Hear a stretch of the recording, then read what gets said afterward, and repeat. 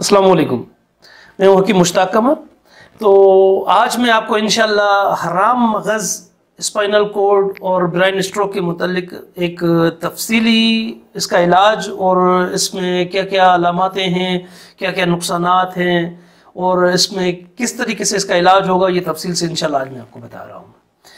देखिए, हराम मगज़ के मुतालिक मैं पहले भी बता चुका हूँ कि हराम मगज़ यानी कि मेडुला कोर्क में उसकी ट्रीटमेंट जो भी है वो भी आपको मैं पहले बता चुका हूँ।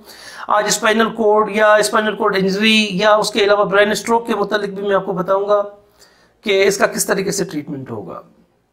पहली बात तो ये है कि इसको हमें समझने की ज़रूरत है। सबसे पहली चीज़ तो ये है कि मेडुला कोर्ड, स्पाइनल कॉर्ड और ब्रेन स्ट्रोक, ये तीनों एक ही जगह की शाखें हैं। अब होता क्या है कि अगर कोई मरीज़ ब्रेन स्ट्रोक या स्पाइनल कॉर्ड या मेडुला कोर्क का मरीज़ हो, वो किस बिना पर मरीज़ बनता है। सबसे पहली चीज़ तो ये है कि अगर उसका कोई रोड एक्सीडेंट हुआ है, बाइक से गिरा है, या कोई उसको किसी लड़ाई झगड़े में चोट लगी है, या उसको सर पर कोई रॉड लगी है, या कोई गहरी चोट लगी है, या बाज़ औक़ात ऐसे भी मरीज़ आए हैं कि जिसमें कुछ ज़ईफ़ुल उम्र मरीज़ थे या उसमें फीमेल पेशेंट्स भी थे, जिनका बताना था कि वो जिस तरह पीछे गर्दन की अब दीवार है पीछे, या कोई मसेरी की जो है मसेरी है या चारपाई है, उसकी कोई लकड़ी है निकली हुई है, ऊपर उठी हुई है, और ये इन्होंने गर्दन अचानक से पीछे की और पीछे अचानक से वो हराम मगज़ पर लगी, जिसकी बिना पर भी ये मरीज़ पैरालाइज हो सकते हैं। दूसरा, उसके अलावा इसके नुकसानात क्या क्या होते हैं। अब अगर ऐसे पेशेंट हों जैसे कि मेडुला कोर्क के, स्पाइनल कॉर्ड के या ब्रेन स्ट्रोक के, वो पेशेंट्स जो हैं वो पैरालाइज हो जाते हैं। अब उसमें इतनी उनमें सलाहियत नहीं होती बाज़ पेशेंट्स में कि वो अपने हाथ की मूविंग को देख सकें कि मैं अपने हाथ को ऊपर उठा रहा हूँ, नहीं उठा सकते, या अपने पाँव को मूव करवाना चाहें, नहीं करवा सकते।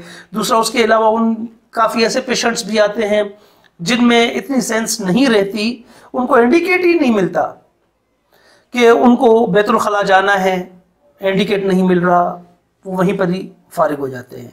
उसके अलावा उनको हाजत रफ़ाई कोई यानी कि उनको ख्याल ही नहीं होता, पता ही नहीं चलता, उनको पेशाब करने जाना है उनको पता नहीं चलता। बाज़ ऐसे पेशेंट्स आते हैं कि जिनमें उनके हाथ कमज़ोर हो जाते हैं, उनकी टांगें कमज़ोर हो जाते हैं, और टांगें कमज़ोर हो जाती है तो फिर उसके बाद जो है, जैसे कि अगर वो चलने लगते हैं, लड़खड़ाते हैं, गिर जाते हैं या पैरालाइज भी हो जाते हैं, जिसमें नौजवान, अक्सरियत नौजवानों की भी आ जाती है।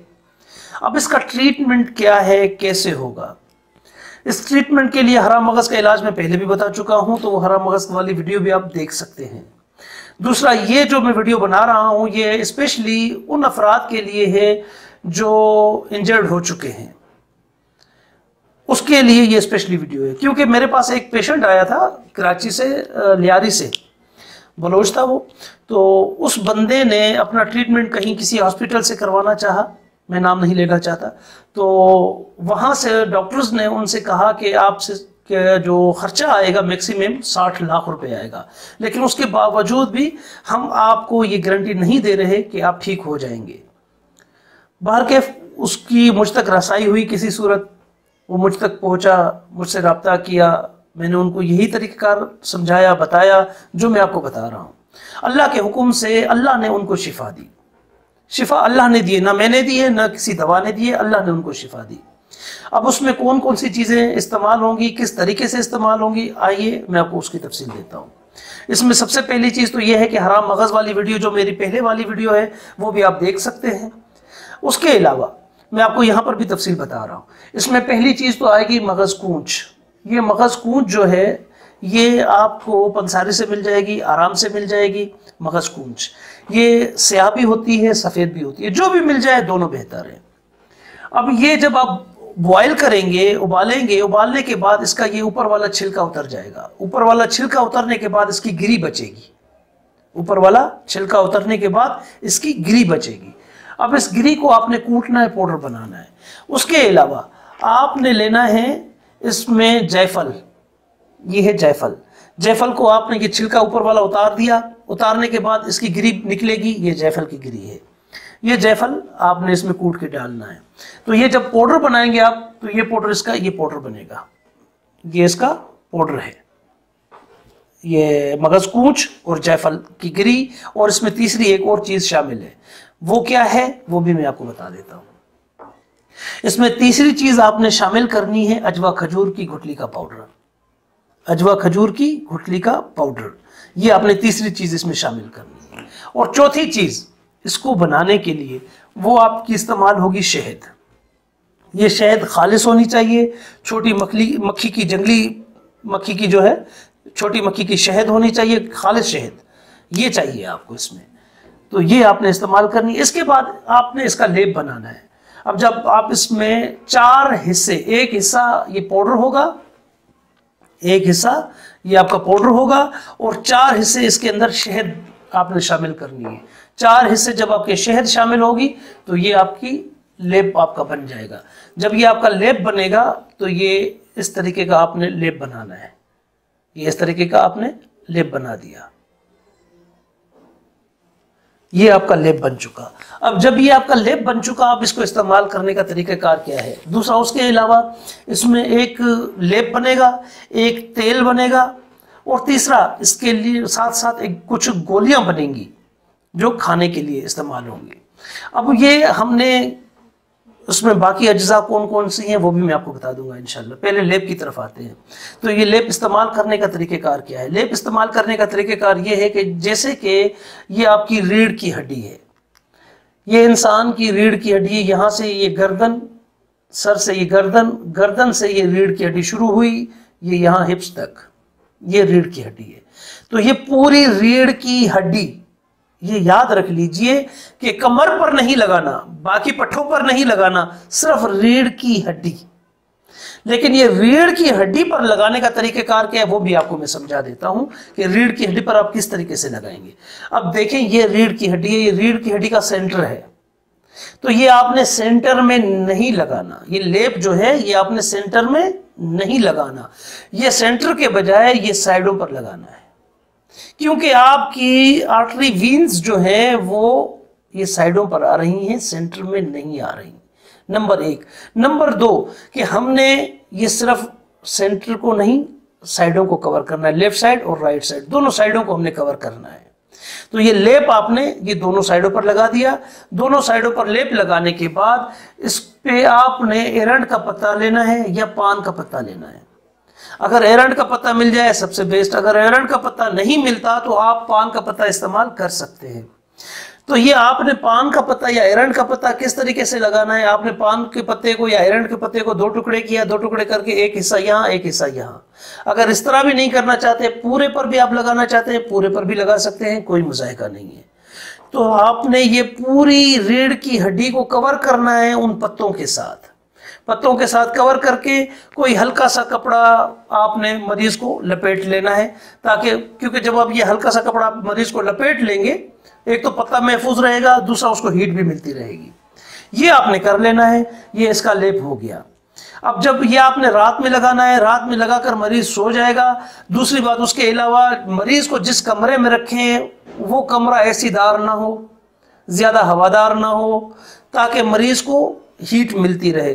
तीसरी बात यह है कि मरीज को जिस बेड पर आप लिटा रहे हैं वो बेड ऐसा होना चाहिए कि जिसके नीचे अगर आप कोई फोम रखें या गद्दा रखें कि उसको मरीज को नीचे से भी हीट मिलती रहे। लेकिन कोशिश करें कि मरीज सीधा लेटा रहे। अगर बाद में करवट ले लेता है कोई मुज़ाहिका नहीं है, कोई कयामत नहीं आ जाएगी। तो ये आप कर लीजिए।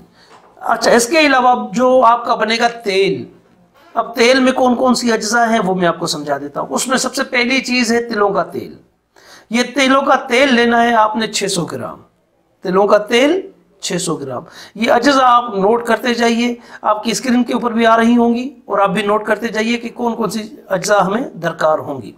इसमें सबसे पहली चीज़ तिलों का तेल। तिलों का तेल आपने लेना है 600 ग्राम। उसके अलावा लेना है आपने लौंग 50 ग्राम, दारचीनी 50 ग्राम। उसके अलावा अगर आपके पास ज़ाफ़रान अगर आपके पास असल ज़ाफ़रान है तो सबसे बेहतर, अगर नहीं है तो उसकी जगह पर आपने एक और चीज़ इस्तेमाल करनी है, वो भी मैं आपको बता देता हूँ कि वो कौन कौन सी चीज़ें आपने इस्तेमाल करनी है।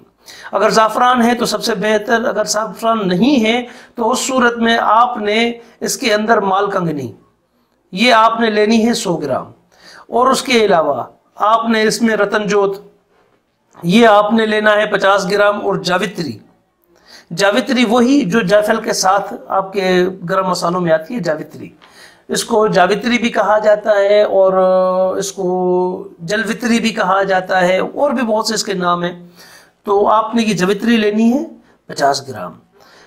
उसके अलावा मालकंगनी जो मैंने आपको बताया तो ये आपने 100 ग्राम लेनी है, और कुचला 50 ग्राम। तो ये 6 अज्जा हैं, ये 6 अज्जा ही आपने तेल में शामिल करने हैं। तेल में शामिल करने के बाद आपने उनको पकाना है, लेकिन ये याद रख लें कि जब आप पकाने लगे तो बर्तन, एक तो बर्तन आपका बड़ा होना चाहिए। बड़ा बर्तन क्यों कह रहा हूं कि बड़ा बर्तन होना चाहिए, वो भी आपको मैं बता देता हूं। जो ये आपने माल डाला इसके अंदर, जो अज्जा डाली आपने बर्तन के अंदर, तो वो बर्तन के अंदर अज्जा यहां तक होनी चाहिए, ज्यादा नहीं होनी चाहिए, क्योंकि इसमें कुछ ऐसी अज्जा भी हैं कि जो इसको उबालेंगी बहुत ज्यादा, उबल खाएगा। तो इस सूरत में जो है आपके पास बड़ा बर्तन होगा ताकि वो तेल जाया ना हो, गिरे ना नीचे। अच्छा, इसके अलावा ये तो तेल हो गया। अब तेल को लगाने का तरीक़ेकार क्या है वो भी मैं आपको समझा दूंगा। अच्छा, इसमें जो है सबसे बेहतरीन चीज़ जो होती है वो होती है रूहानी सदका। तो आपने ये किसी रूहानी कामिल शख्स से रूहानी सदका भी करवा लेना है ताकि आपके मरीज़ के अंदर बेहतरी आ जाए, क्योंकि सदक़े के मुतल्लिक़ मेरे नबी करीम सल्लल्लाहु अलैहि वसल्लम का फरमान आलीशान है कि सदका बलाओं को खा जाता है, मुसीबतों को टाल देता है, बीमारियों में शिफा देता है। जब आप बीमार होते हैं आप सदका कर लें, जब आपके पास कुछ नहीं आप सदका करके अल्लाह से तिजारत कर लीजिए। अच्छा, इसके अलावा तेल के साथ साथ जो आपने तेल इस्तेमाल करना है वो किस तरीके से इस्तेमाल करना है।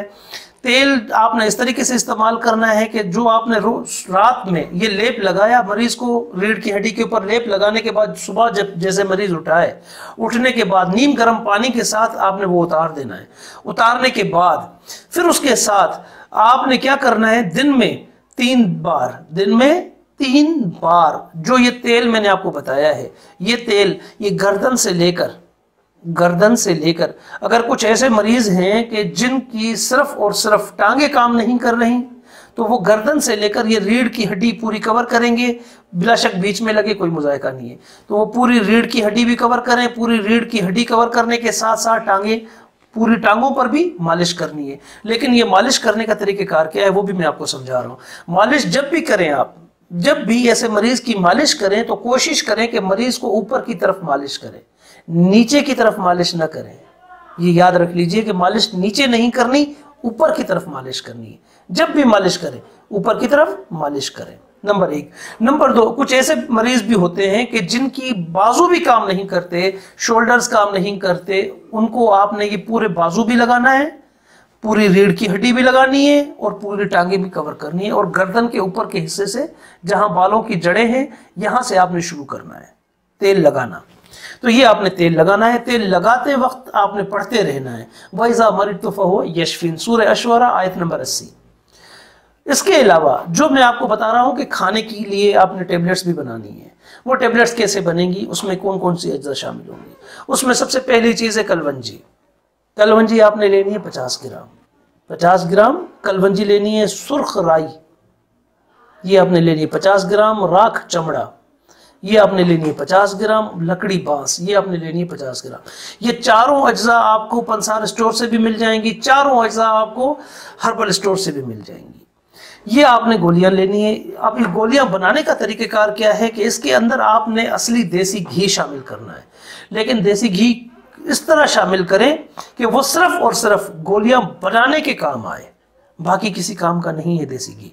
वो गोलियां बनाने के काम आएगा आपका। देसी घी गोलियां बनाने के काम आएगा। अगर आप देसी घी के बजाय शहद भी इस्तेमाल करना चाहें कि शहद से गोलियां बनाए तो बना सकते हैं। अगर बना सके तो शहद से भी बना सकते हैं। अदरवाइज ये है कि आप देसी घी से गोलियां बनाए तो वो सबसे बेस्ट होंगी। तो ये आप कर ले, गोलियां बना ले। ये दिन में 3 बार, सुबह दोपहर शाम, ये 3 गोलियां आपने मरीज को खिलानी है। सुबह दोपहर शाम ये 3 गोलियां खिलाएं। 3 गोलियां खिलाकर ये दूध के साथ खिलानी है, सुबह दोपहर शाम। मैं दुआ करता हूँ हकीम अब्दुल्ला साहब को, अल्लाह उनको गरीक़ रहमत करे, अल्लाह उनको करवट करवट जन्नत नसीब फरमाए। तो उनका ये नुस्खा है हकीम अब्दुल्ला साहब का, और बहुत ही बेहतरीन नुस्खा है जो मैंने ये बेजा इस्तेमाल किया है। और यूँ समझ लें कि ये जितने मरीज़ों के ऊपर भी मैंने इस्तेमाल किया है, अल्लाह के हुक्म से अल्लाह ने उनको शिफा दी है, बहुत बेहतरी आई है उनके अंदर। तो ये आप नुस्खा इस्तेमाल करें। अच्छा, एक चीज़ और भी मैं आपको यहाँ पर वाज़ेह कर दूँ, अगर कोई चीज़ आपको समझ में ना आए, ये हमारा नंबर स्क्रीन के ऊपर मौजूद है, आप कॉल करके रहनुमाई हासिल कर सकते हैं। दूसरी बात, कॉल करने का वक्त सुबह 11 बजे से शाम 7 बजे तक का है।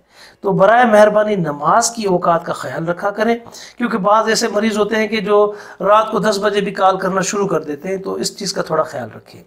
दूसरी बात यह है कि अगर कोई अशिया आपको नहीं मिलती या अद्वियात जो आप नहीं बना सकते, तो आप राब्ता कर सकते हैं, आपको बनी बनाई अद्वियात आपकी दहलीज पर पहुँच जाएंगी इंशाअल्लाह। ये मेडोला कोर, ब्रेन स्ट्रोक और स्पाइनल कॉर्ड की एक जामिया इसका इलाज है। मैं समझता हूं कि अगर आप पूरा नेट भी सर्च करेंगे, कहीं आपको ये इलाज नहीं मिलेगा इंशाल्लाह, क्योंकि ये एक ऐसा इलाज है जो एक बहुत ही नायाब इलाज है। यकीनन जिन लोगों ने ये इस्तेमाल किया है, अल्लाह के हुक्म से आज वो दुआ देने पर मजबूर हैं, आज वो दुआएं दे रहे हैं। तो ये आप इस्तेमाल करें और मुझ हकीर व फ़कीर को अपनी खास दुआओं में ज़रूर याद रखा कीजिए। अस्सलाम वालेकुम।